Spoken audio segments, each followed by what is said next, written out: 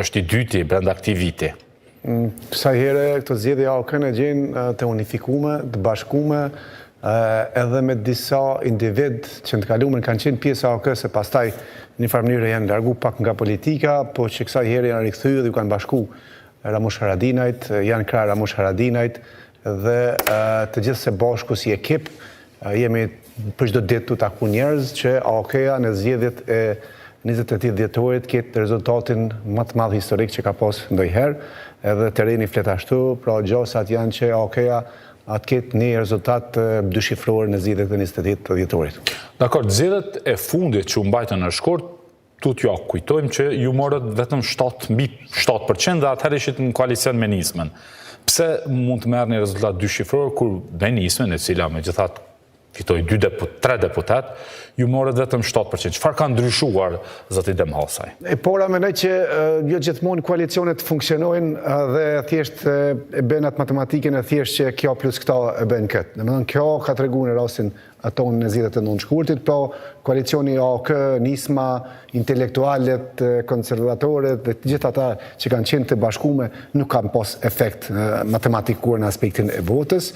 Kjo po ashtu ka ndiku pasaj që një pjesë e madhe votuesve tanë të demelohen, me thonë kështu, ma thjeshtë dhe të mos marrin pjesë në zgjedhje, hiç mos votojnë. Janë dekurajuar, janë të tralltuar në thojza, po... Po koalicionet kanë njerë munden me shkaktu pakënaqësi të mëdha të disa individ, edhe thjesht nuk dolin me votu hiç, dhe kjo ka rezultu që rezultati me qenë jo i kënaqshëm.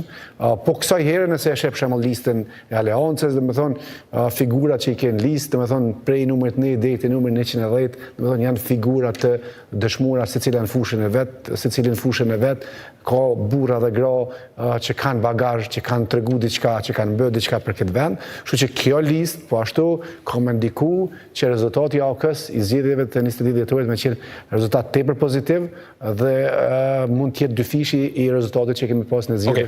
Edhe kjo bazohet sigurisht pak edhe në zgjedhjet lokale nëse kthehemi, domethënë nëse shohim AOK në zgjedhje lokale ka performu tepër mirë, i ka 5 komuna që i mban që i qeverisë, është në disa komuna tjetër në bashkëqeverisje me parti tjera politike, dhe numri total i votës partisë që mundet me u konsideru që është vota për asamble, domethënë e ka lënë 100.000. Vetë si antiteze kësaj që thoni, është që edhe në të kaluarën AOK-ja gjithmonë ka pasur në administrim, qeverisje, komunat mëdha, por pastaj në zgjedhje qendrore ka pasur një farë konstante, le të themi, mes 7 deri në 10%, duket ka qenë rezultati më i mirë historikisht.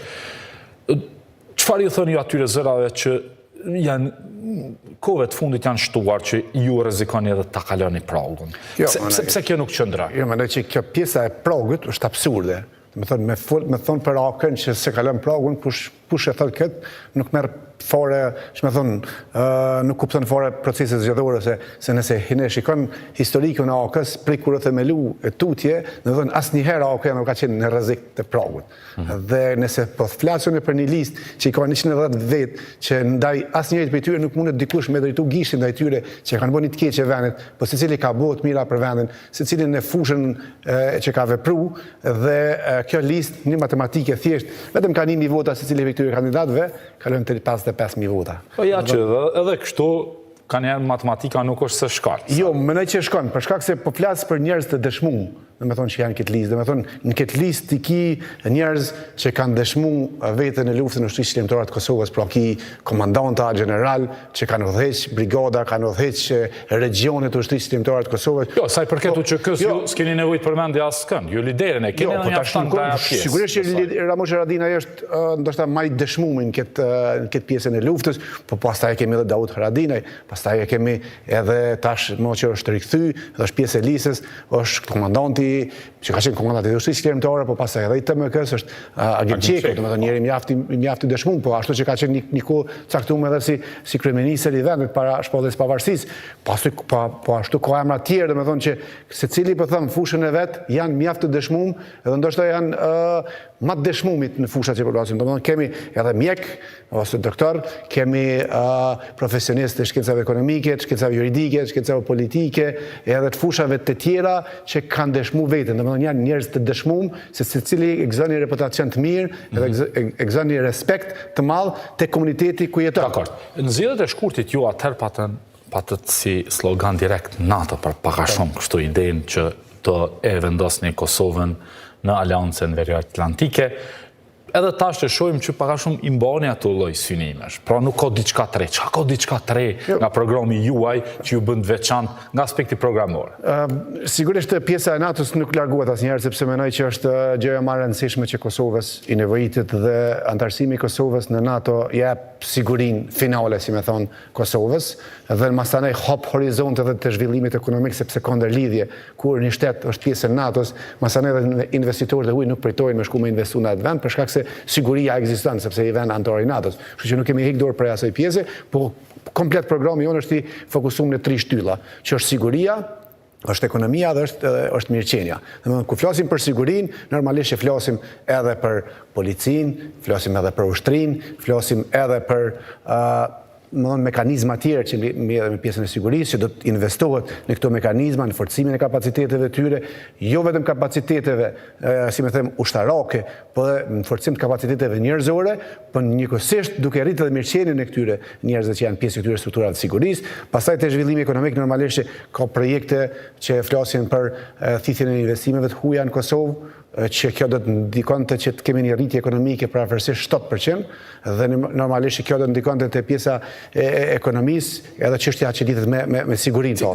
Po na tregoni për shembull nga ky këndvështrim, cilat janë investimet që ju do i synonit në të shpejta kështu?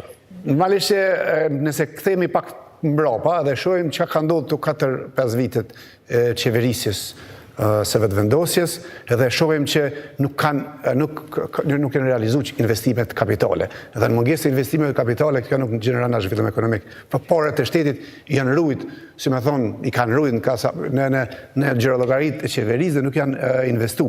Dhe mungesë të investimit parës normalisht edhe ekonomia fillon me rast sepse para nuk qarkullon. Kështu që ideja e jonë është që thjesht para duhet me u investu, edhe para duhet me qarkullu, qoftë në projekte infrastrukturore, qoftë në projektet e energjisë elektrike që kemi mjaft nevojë, qoftë në projektet e ujësjellseve me kriju për zonat që kanë nevojë dhe që kanë mungesë të ujit pijes, pastaj investime në sektorin e bujqësisë, që do të ndikonte që ky ka në një farë mënyrë potenciali që ekziston në Kosovë në pjesën e bujqësisë me pas investime që me ndiku që bujqet tonë me pas një mirëqenie më të mirë. Domethënë këtë këtu së bashku, po e harru gjithmonë edhe pjesën e rrugëve se gjithmonë vetëvendosja kur ka qenë opozit i ka akuzuar qeveri tjera qeveri të asfaltit.